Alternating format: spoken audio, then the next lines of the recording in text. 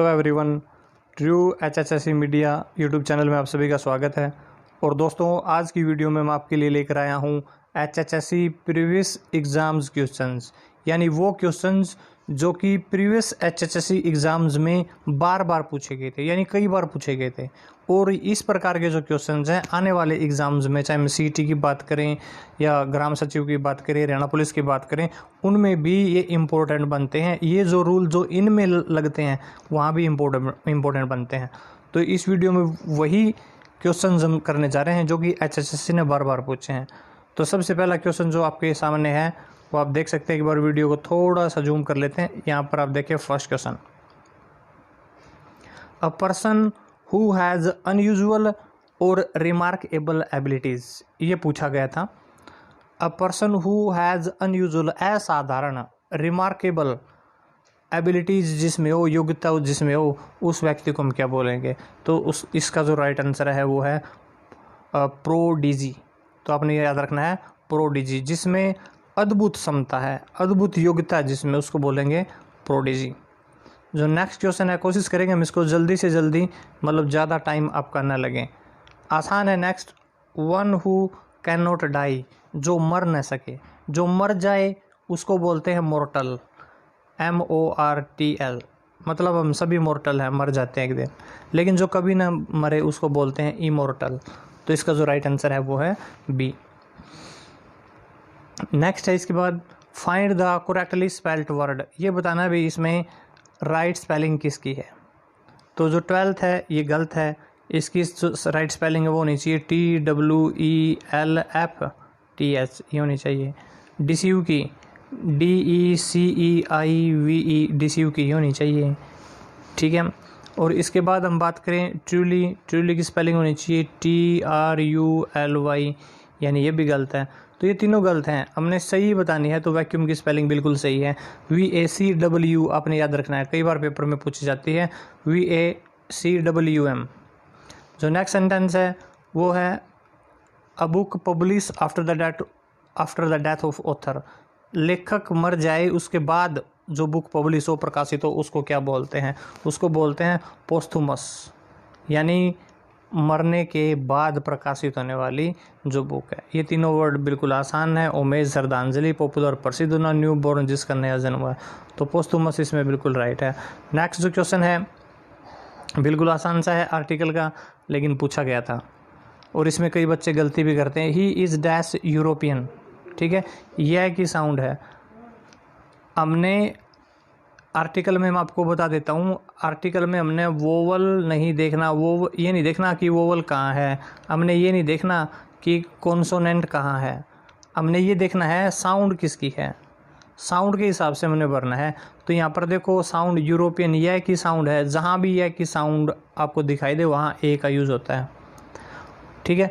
Umbrella में ए का use नहीं होगा क्योंकि वहाँ पर अम्ब्रेला में ए की साउंड आई है तो एन का यूज़ होता है, ठीक है। यह की साउंड आए तो वहाँ पर ए का, तो हमने साउंड देखनी है आर्टिकल में, ये मैटर करता है।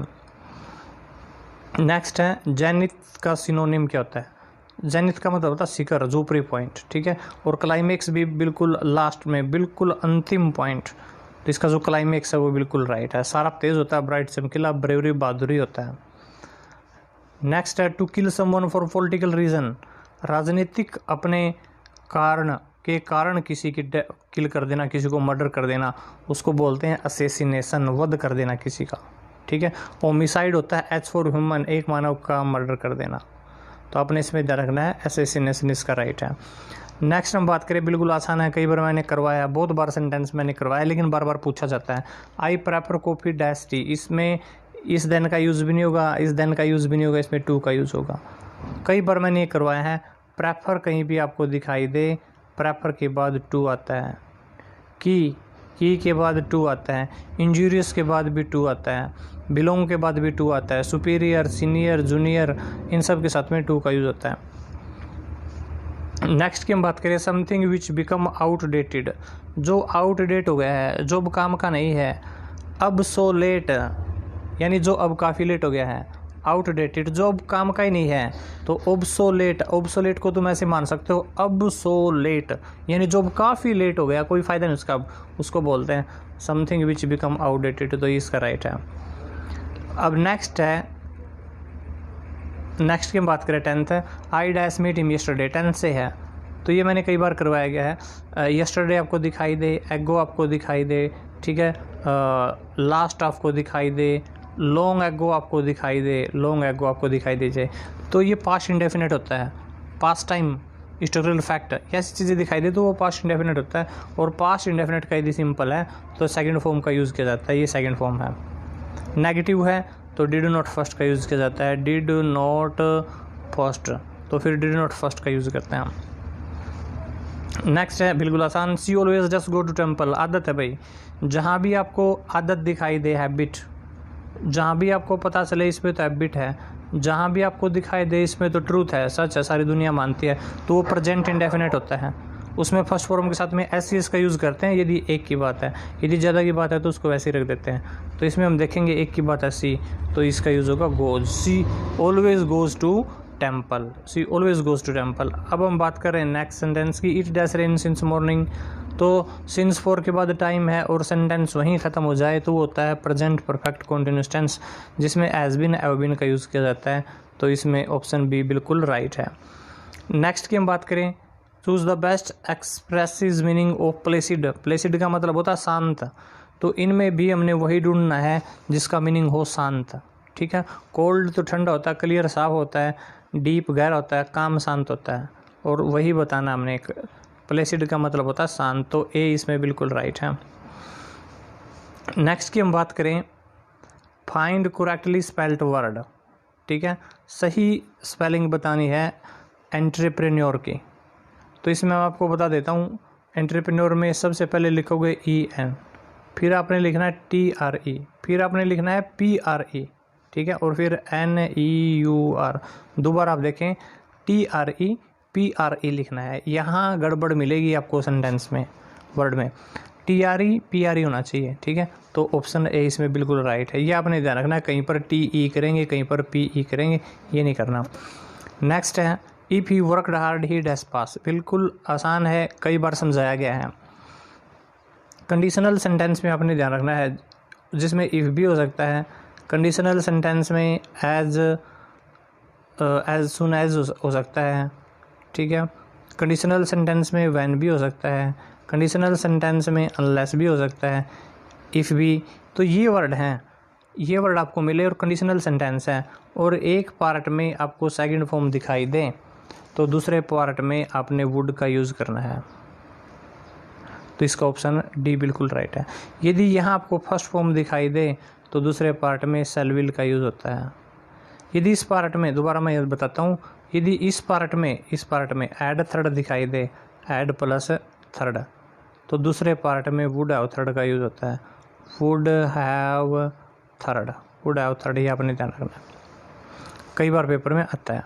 He is accused dash theft, preposition से है तो अक्यूज्ड के साथ में हमेशा आपने ऑफ का यूज़ करना है, अक्यूज्ड ऑफ, फॉन्ड ऑफ, ठीक है, बोस्ट ऑफ, बोस्ट ऑफ, ये इस तरीके से आपने ये रटने हैं कि फॉन्ड ऑफ शौकीन होना, बोस्ट ऑफ सेकी पकड़ना, अक्यूज्ड ऑफ दोषी होना, इस तरीके से इनका यूज़ किया जाता है।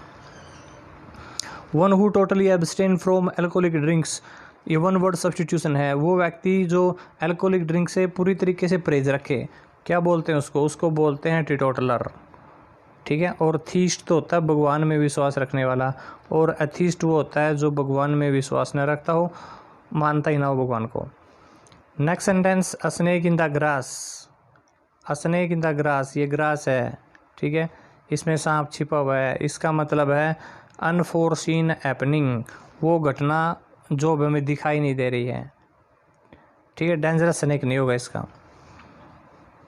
I will not go, important है, I will not go until he dash, तो इसमें मैं आपको ये बताना चाहता हूँ कि भाई अंटिल के बाद प्रेजेंट इंडेफिनिट टेंस का यूज़ होता है, और प्रेजेंट इंडेफिनिट में एक के साथ में फर्स्ट फॉर्म के साथ एस का यूज़ होता है, तो इसलिए इसमें किसका यूज़ होगा, अराइव्स का। दोबारा फिर आप सुन सकते हैं, अंटिल के बाद आपको ब्लैंक्स दिखाई दे तो वहाँ अपने फर्स्ट फॉर्म का यूज़ करना होता है। नेक्स्ट की बात करें, smoking is injurious dash health, बिल्कुल आसान है, कई बार पूछा गया पेपर में, smoking is injurious to health, तो ये इसमें 2, कई बच्चे इसमें 4 का यूज़ कर देते हैं जो कि गलत है। हार्ड वर्क इज़ की, ये भी मैंने करवाया है, हार्ड वर्क इज़ की टू सक्सेस। नेक्स्ट है thieves broke dash the house last night, ठीक है, तो लास्ट है तो सेकंड फॉर्म का यूज़ होना चाहिए, देखो यहाँ पर यूज़ किया गया है। तो फ्रेजल वर्ब है, ब्रोक के साथ में किसका यूज़ होगा, किसी के घर में सेंध लगाना होता है, break into. Thieves broke into the house last night, घर में घुस गए लास्ट नाइट को, तो इनटू का यूज़ होगा इसमें। सीता हैज़ डैश अम्ब्रेला, बिल्कुल आसान है, ए की आवाज़ है, ये की नहीं है, और जहाँ ए की आवाज़ है वहाँ एन, और जहाँ ये की आवाज़ है वहाँ ए, ये आपने ध्यान रखना है। अब हम नेक्स्ट सेंटेंस देखते हैं, इसमें है ही रिजेंबल्स डैश हिज फादर, वो अपने पिता की तरह दिखाई देता है। तो मैं आपको बता देता हूँ, रिजेंबल्स के साथ में विद, फॉर, टू किसी भी प्रीपोजिशन का यूज़ नहीं होता है, इसमें जीरो आर्टिकल होगा, याद रखना, रिजेंबल्स के साथ में किसी भी प्रीपोजिशन का यूज़ नहीं होता है। और बात करें हम 25 जो है, it happened at dash daybreak, तो ये जो पार्ट ऑफ डे है, दिन का पार्ट डे ब्रेक बोल सकते हैं, एक डस्क होता है, ठीक है, एक डॉन होता है, तो ये जो पार्ट हैं इनके आगे सिर्फ एट का यूज़ होता है, इसके बीच में किसी भी आर्टिकल का यूज़ नहीं होगा, यहाँ आर्टिकल का यूज़ नहीं होगा, zero article. At daybreak, at dusk, at dawn, at sunset, इस तरीके से ये यूज़ किए जाते हैं।